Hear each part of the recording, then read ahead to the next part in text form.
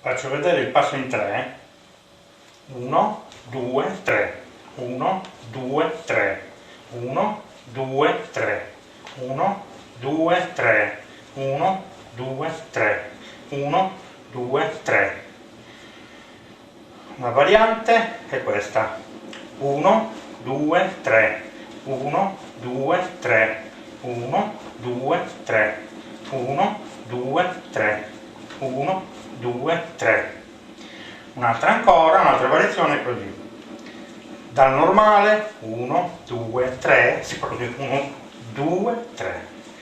1, 2, 3.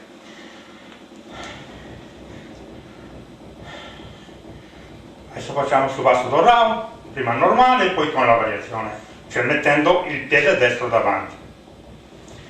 1, 2, 3. 1, 2, 3.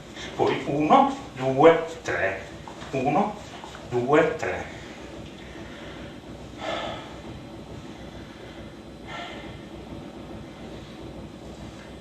Adesso facciamo su bastonetto rai, prima normale e poi diciamo a torra incrociato. Quindi è 1, 2, 3, 1, 2, 3, 1, 2, 3, 1, 2, 3, 1, 2, 3, 1, 2, 3, 1, 2, 3, 1, 2, 3.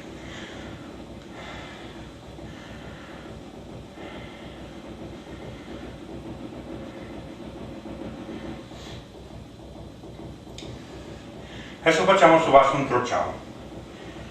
1, 2, 3. 1, 2, 3. 1, 2, 3.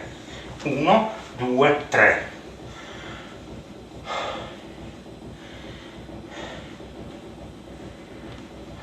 Un altro passo è laterale. 1, 2, 3. 1, 2, 3. 1, 2, 3.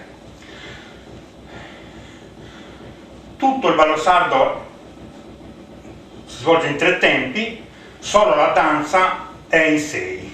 Infatti è 1, 2, 3, 4, 5, 6. 1, 2, 3, 4, 5, 6.